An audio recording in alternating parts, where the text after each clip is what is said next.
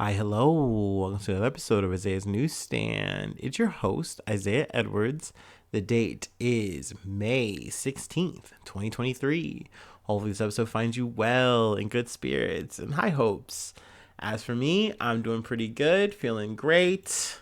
Let's see, today's been pretty no hassle, pretty low effort. Well, we worked, same old for what, a Tuesday? On a Tuesday. Nothing cool to report on the food front, sadly. Very ho hum. Yeah. I'm trying to think. We did have ice cream again. They gave us the cone, which is, I sound so jaded. Like, ice cream is great. I love getting my, chocolate vanilla swirl in a cone or in a cup. Both. I do both with sprinkles. Um, but actually, I added M&Ms too today, but that was like out of my own cost. I ate that literally. But it's just it's too much ice cream, man. I think we're getting another catered thing later this week too, maybe. And that's like this big thank you that we're getting from the warehouse, and I should be grateful, and I am. But treats only get you so far, especially if you've been in a company for a long time. You think about that. Granted, at the end of the day, for what I do, I'm cool. I'm chill. Like, I often compare my lifestyle to the main character at the end of Office Space, if you've seen that. If not, go see that. It's a good movie. I'm not trying to rise up in a corporate ladder, make the most out of myself. I killed my ambition. I killed that shit a long time ago. In the crib, if you will. Because I don't value that. Like, yeah, I only want to make money so that I have a better life. So, like, yeah, you'd like to do the most. But, like, if I'm living and I'm happy, then I'm cool. Now, granted, money does buy you shit. It can actually buy you happiness. It can damn sure beat your anxiety, I think, at least in a lot of ways. Because a lot of my problems and issues are just not having enough money. But I think that's an average person thing. And then I think you get to a point where even if you have enough money, you find a way to just hit this like greed loop. But I don't know. This isn't a philosophy podcast. I'm getting way in the weeds before we even get started. Speaking of weeds, let me go ahead and take my break and then we'll get into some fucking real news. How about that? Whoop-pack!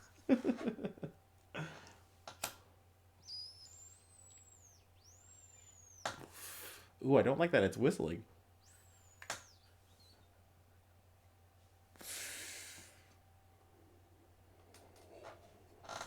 It's so obnoxious.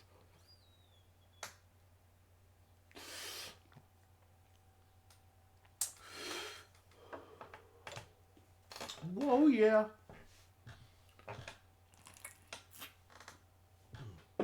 Ooh. All right. Okay, let's get into it. From the Hill. Connolly. That's the name of the person. Colony staffers injured in baseball bat attack in district office. I'm not laughing at the baseball attack. I'm laughing at my just lack of pronunciation. I've terrible grammatics. I don't fucking know. I'm bad.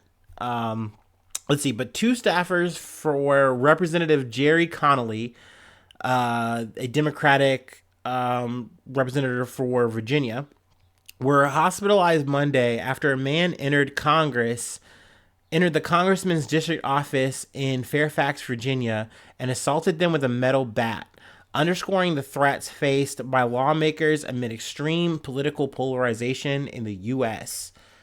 Colony, who represents Virginia's 11th congressional district, said the assailant asked for him before attacking his staffers, who were taken to the hospital with non-life-threatening injuries. Real shit. This is like literally some DePappy 2.0, David DePappy. Some we've talked about before. He assaulted Nancy Pelosi's husband, Paul Pelosi. Crazy ass incident, man. Just weird ass fucking behavior. Honestly, this sounds super eerily familiar. And they reference it in the article. But the suspect was Juan Con Tran Pham, who was 49 years old. It almost seems like definitely like maybe mental health issues were at play here for this person, because just it's just yet again this erratic nature of just you hop on the scene and you're looking for Connolly, you don't find Connolly, and you're like, well, I gotta make the most of this situation. I'm so filled with rage, and I need to do this. And he just starts swinging. Like I hate to make this reference. He like goes like fucking full Meryl from Signs. Like that's insane. For like, what was your purpose? Like I don't know what this man's motive was. What triggered this whole thing.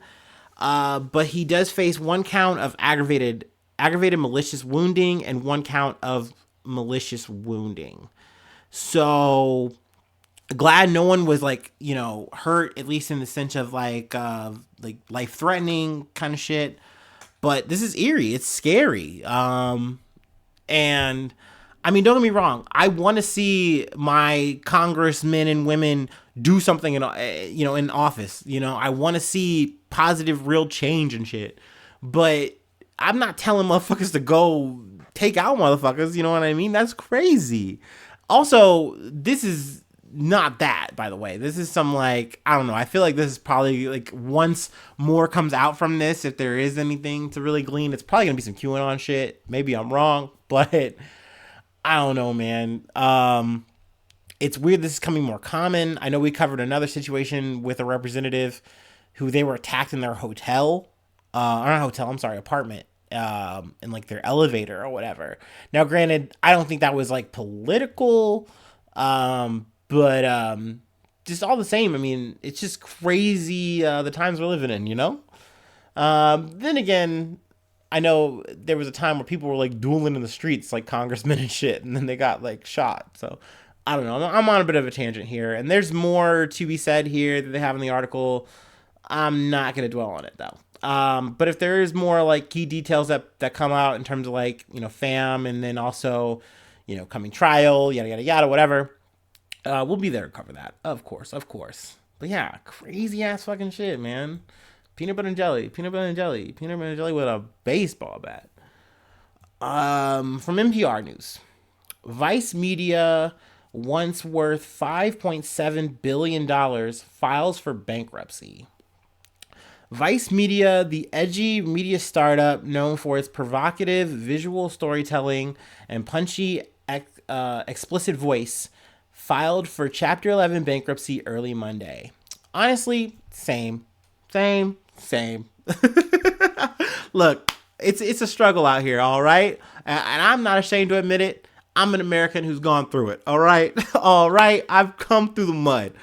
And it's a shame that, even the journalists aren't safe, Even the journalists who have the crazy drug that you've never heard of on the table, and maybe they'll take it, maybe they won't take it, but whatever. They're going to get to the heart of the story to tell you about this crazy new fucking cocaine thing or whatever. Even they gotta fucking give it up, And granted, I don't think this is over. Let's go ahead and get into it. A group of Vice lenders is set to purchase the embattled company's assets for $225 million and take on significant liabilities listed at $500 million to $1 billion, according to the filing in a New York federal court. That group, which includes Fortress Investment Group and Soros Fund Management, lent it $20 million to keep it afloat during the sale process, during which other lenders can make higher bids. So it remains to be seen exactly what's going to be the fate of Vice News. Personally, like, don't get me wrong, I've talked shit before about Vice, and I make the joke to my friends or whatever, like, oh yeah, edgy BuzzFeed, like, but I did really like Vice. I remember I was really young, and, I really wasn't keen on the internet yet, like, I wasn't hip to it, like, I had dial-up from, like, my dad's work computer one time, and then after that, we really didn't fuck with computers for a while until I turned, like, 18. But that being said, like, Vice News was something I kind of heard about, and it was very interesting. It's like, oh, this isn't like not your mom and pop's news. So, like, a lot of the things they were covering, especially in the beginning, were very interesting and really grabbing. And I like, it was alternative news, but it was cool. Like, and it was engaging. And it was talking about things not just in America, but international. And I don't know, there's just something about it that I did gravitate towards. That being said, as Vice kind of moved along through the times, this is where I kind of say they hit like a BuzzFeed era where I'd only see them on like Facebook articles or whatever that they were posting. And it's like, here's 10 reasons why your favorite anime is from your childhood fucking sucks. And it's like a picture of Goku. And I'm just like, what the fuck is this? Like, what happened? Like, you used to be like covering like crazy shit that was happening in Iraq and like how America's like responsible and shit like that. Like, I don't know, like it felt like it was an entity that was holding people accountable. And I liked that. I thought that was really cool. Giving me another perspective that I hadn't seen before from like a CNN or even an NPR that I'm reading right now. So I really felt like that right there was a fall from grace. But that being said, you know, I do watch some of the little mini docs or whatever that they have on YouTube. They're kind of interesting. They'll be like, hey, I used to be a Facebook safety protocol guy and that shit fucked me up. And it's like a dude in a mask talking about his trauma. That being said, I still fuck with Vice, and I mean, obviously I think there's still going to be a company or entity or whatever post this. So I probably still will. But that being said, you know, it doesn't really surprise me that they're filing for bankruptcy. It's fucking brutal out here. One of the reasons why I didn't really like feel like I took a huge loss not pursuing journalism, something I've kind of talked about before on the pod, is that like there's just no money in that shit. And that was like before COVID, you know, I had this, you know, kind of thought like this shit felt like it was Latin. Like, you know what I mean? Like this is going to be the way of the dodo sooner or later. And that fucking sucks because like, what do you mean? Like it's news, it's journalism. Like it has to exist. And I do think it will, but inevitably it's just going to be like the top news broadcasts. And like, you're going to have to deal with whatever spin that comes. You know what I mean? Like, don't get me wrong, I use a lot of CNN. I fuck with CNN, but like, they are gonna put their own fucking spin on it. They're gonna do things for ratings. That shit's just gonna happen. You know what I mean? Same thing with Reuters or whatever. There's all kind of publications out there that you kind of just gotta deal with what may. And then not to mention, you know, Fox News or whatever. So, you know, I'm very curious to see what's going to become of Vice Media, I should say, yeah. They go through some of the highlights of Vice as a whole. I didn't know this, but apparently they had some sexual harassment misconduct issues. Vice Media fired 3 employees in December of 2017 following complaints by a handful of employees concerning the workplace culture. The conduct of these employees ranged from verbal and sexual harassment to other behavior that is inconsistent with our policies, said Susan Toyoma, Vice's human resources chief at the time, in a company memo. Granted, I don't think that was like the massive blow for them. I think just really they just kind of got withered out by time and lack of like desire. Like people aren't clicking, people aren't buying. Like apparently too they had taken over Refinery 29 or whatever the fuck that site was. I've seen ads for that. I never clicked it, but that's something that they were a part of. And then also too, I mean, Gavin McInnes, someone we've talked about on the podcast, who's gone on to do his own weird shit. You know, Proud Boys, yada yada yada. He was like a co-founder for Vice, so you know, it's crazy to see where everyone's kind of ended up and where we're at now. But yeah, that's the story so far, more or less, with that. Let's see, from NBC News. This one just popped on my radar literally today before I was doing some research, and I was like, oh, this is an interesting story. Unsolved mysteries. Okay, click. So, Illinois girl whose disappearance was on Netflix Unsolved Mysteries is found alive in North Carolina. Kyla Unbihan was 9 years old when she went missing in July of 2017 while in the care of her mother, Heather Unbihan. Gosh, that name's going to fuck me up. Her mother was arrested Saturday. So this is a crazy ass fucking story. I personally do not fuck with unsolved mysteries because I fucking hate, and I have this issue with like podcasts too, where like there'll be podcasts like limited series and they like cue you up on like this crazy ass fucking story that you've never heard of before, and it's super intense and super interesting, so you want to know what the fuck they're gonna get into.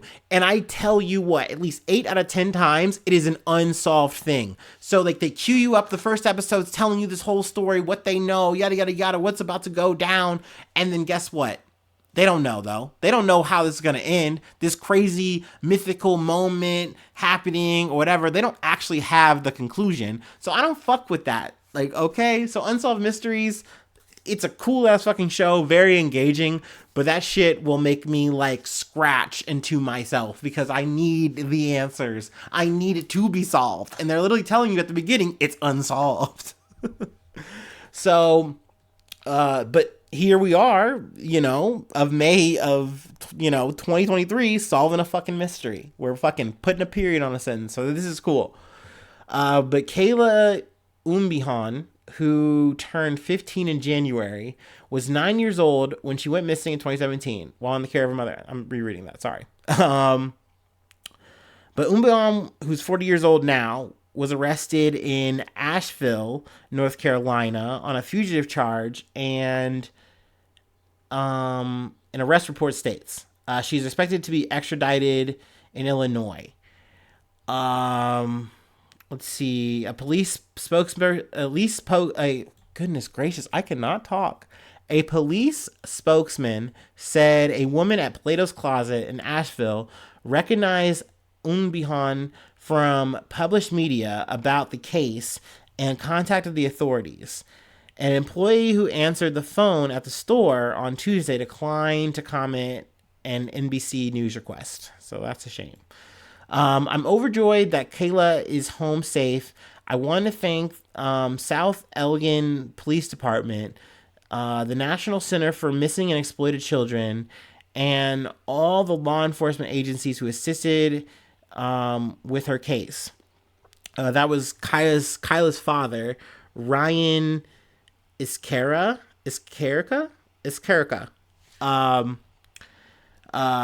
But he is asking for privacy as he gets to, him and his daughter get to know each other again and navigate this new beginning. Paraphrasing. But that's just so crazy. Like, essentially, they were supposed to have like a meetup. We meet here, exchange custody or whatever. I believe that the father actually had the sole custody or whatever it is that it's called, where you have the main custody and the other person's like, hey, we've arranged these visits or whatever.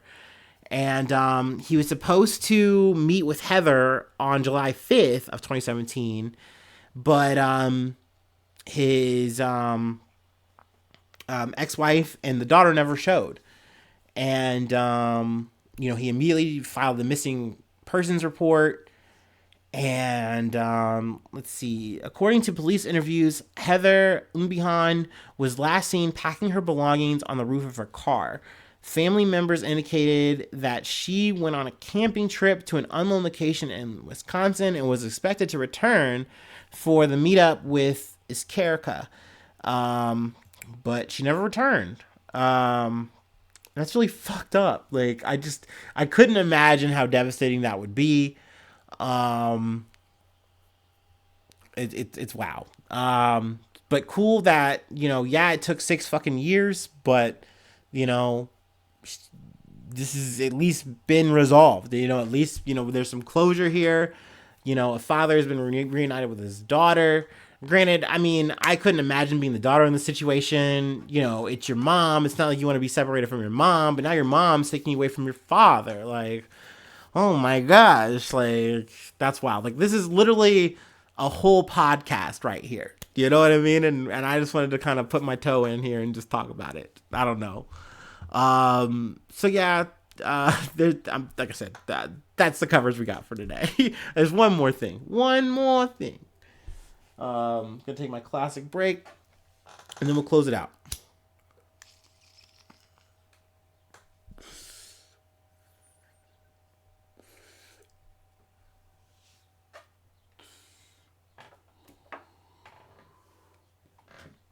Oh boy.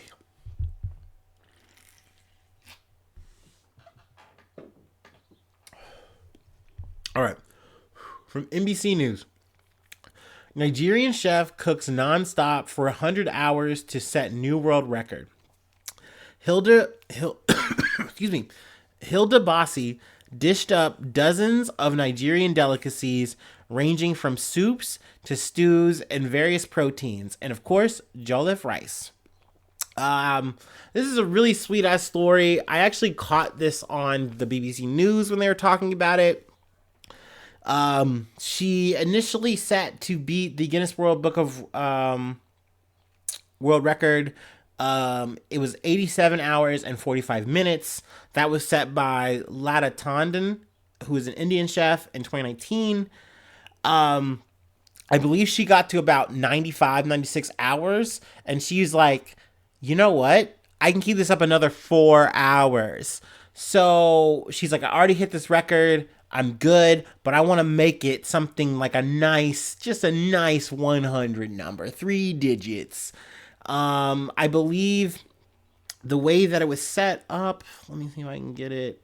She took 5-minute breaks every hour and took 1 hour after a stretch of 12 hours of cooking for everything else, from bathing to medical checkups and resting.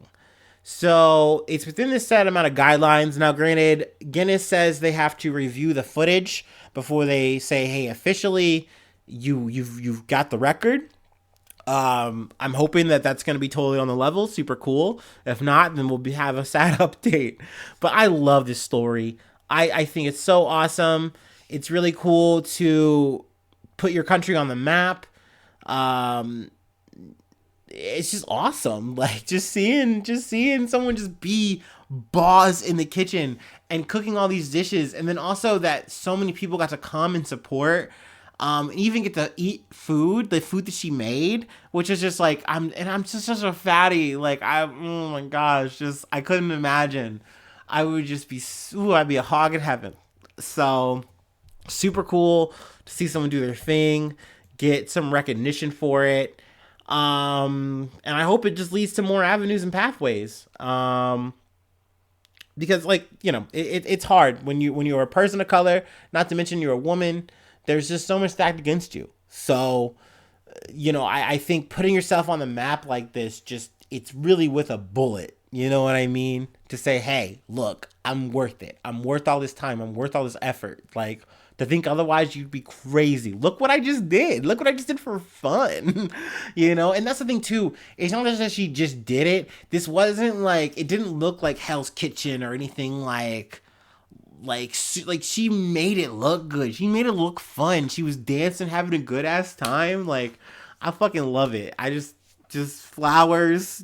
We are not worthy. Bossy, like bossy. But that's all we got for today. That's the episode. Thank you so much for tuning in. If you would like to support, I do have a Patreon, patreon.com/Isaiah News. You get access to bonus content. I do 1 episode every week. When you miss me on Monday, that's the episode. That's happening. That's the thing. You don't have to miss that. You can connect the dots. Also, I have a Discord. Discord is free. Just hit me up for that. But you do get a hot link, a little quick link if you sign up. Also, you get a shout out. I'm sorry, spacing out here. You get the newsy status. I say your name on the podcast once a month. Also, I plug any project, things like that. And free ways to hit me up. IsaiahNews1@gmail.com. Also, I'm on Facebook. I'm on Twitter. You can hit me up in the comments on the YouTubes. You can see the Instagram. All that shit's available to you. Also, feel free to follow, subscribe, hit bells, all that. Do the ratings. Go nuts, do the internet thing. Thank you so much for tuning in. Thank you so much for being a friend. And hopefully I see you soon for some more good news. I love you. Bye-bye. Mwah.